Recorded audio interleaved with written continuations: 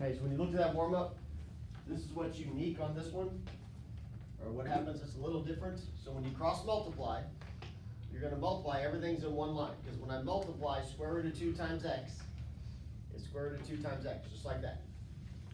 So that times that gives me that part. Then square root of 6 times the 3 is that. Everybody with me so far on that part? Now, then I know that I'm multiplying by square root of 2, right? So that's what I'm dividing by.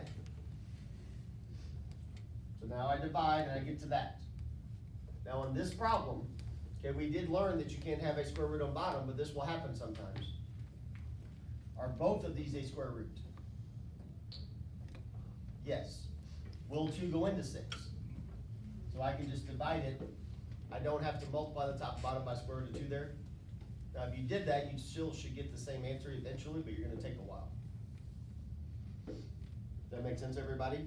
So you can always divide when they're both square roots. All right, so a couple of the practice problems from that last one did use Pythagorean theorem. Okay, remember the Pythagorean theorem is a squared plus b squared equals c squared, right? So in any right triangle, how many sides do you need to know for Pythagorean theorem to work?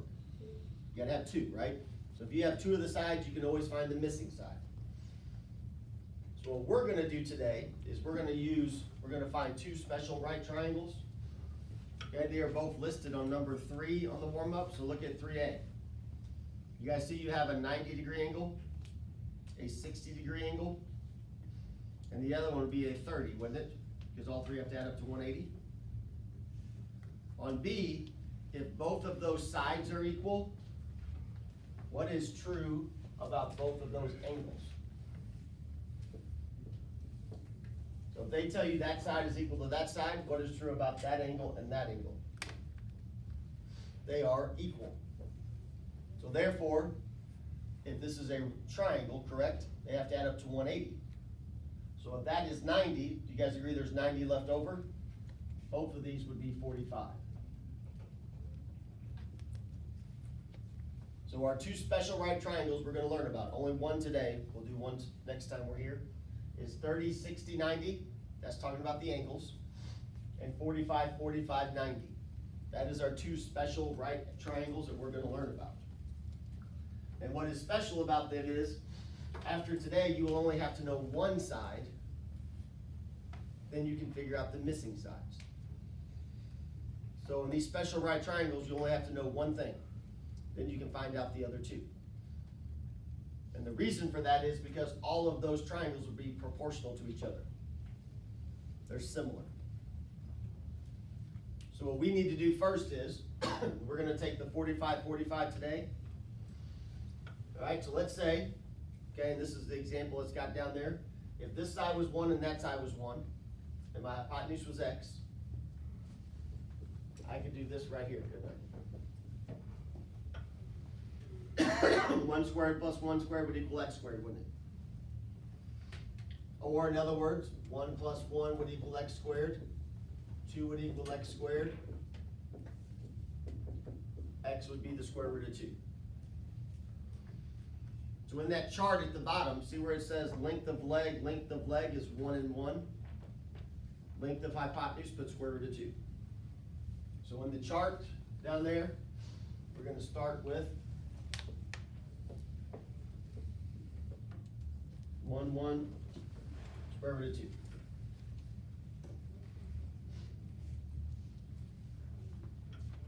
Now we're going to go up and say, well, what if the sides were 2? Now I've done this on purpose. I put the angle marks equal. Does it make sense, everybody? That's how you would know they're 45, 45. On this one, I told you that one was 45, so therefore this one is 45. So I'm still doing 2 squared plus 2 squared equals x squared. Now I'm doing 4 plus 4 equals x squared, or 8 equals x squared. So x would be the square root of 8. Now we're not going to put that in the chart yet because square root of 8 would break down, wouldn't it? I could break down a 4 and a 2. That would become a 2 and a 2, so this is 2 square root of 2.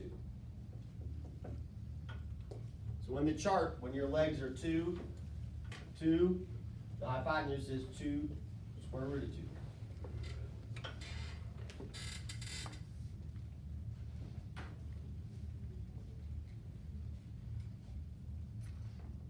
And then for this one, when I have sides of 3, if I do 3 squared plus 3 squared equals x squared.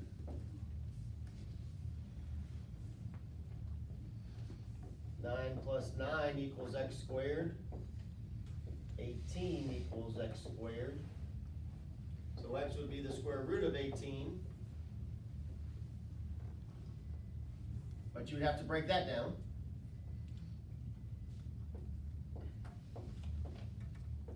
It breaks down into 3 square root of 2. Because the 9 becomes a 3 and a 3.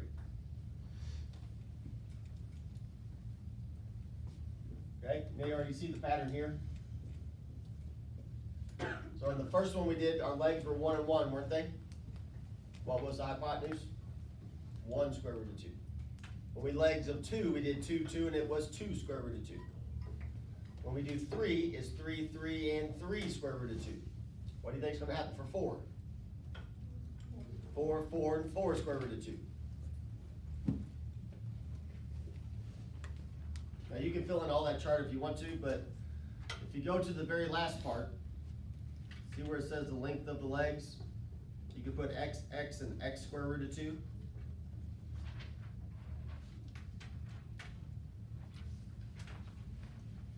So we're going to do, all right, if you turn the page, obviously we don't want to memorize the whole chart. All of those are the same ratio. They would all simplify the same thing. This very first one we did, that's the only one we're going to remember.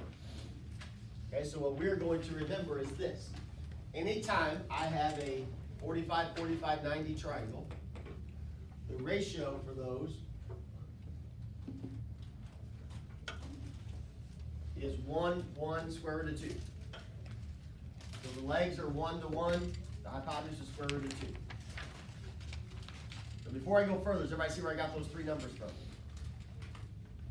Okay, that's what we're going to memorize. You're going to use that 1, 1, square root of 2 every time. Okay, here's how we're going to do it. Look at 5A. All right, do you guys agree that x and y are the legs? Yep. So every time we do one of these problems, we're going to use this chart right here. Okay, there's going to be 2 parts to it. Okay, now I'm putting the leg hypotenuse just so we remember what we're doing. What did we say the ratio was? So this part right here will never change. Does that make sense, everybody? Because what we're saying is that ratio is the same for every 45, 45, 90 triangle, no matter how big it is, because they're all similar. Okay, so on this one, what is the 16? It's the what? It's the hypotenuse, so it goes under the hypotenuse.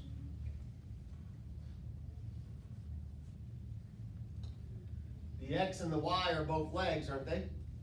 So it really doesn't matter which one I put where. Okay, they're going to be the same. So everybody see why I fill in the chart like that? And then here's how we're going to use the chart. These two have the 2 numbers together, right? That's my ratio I can use. I can put that over that equals it. Does everybody see why I would do that? Does that make sense? So I can put 1 over y equals square root of 2 over 16.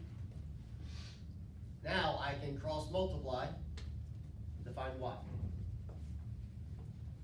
So the y is times what? The square root of 2, right?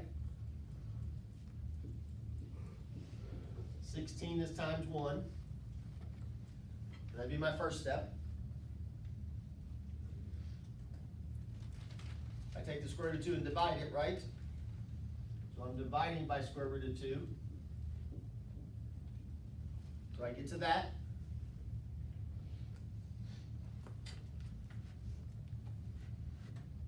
And then can I have a square root of 2 on bottom?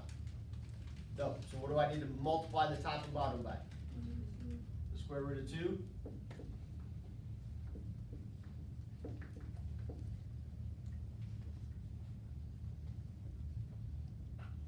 I'd have 16 square root of 2 over 2. Can I take 16 and divide by 2? Those are both numbers, so you can divide them, and I'd have 8 square root of 2 for my answer.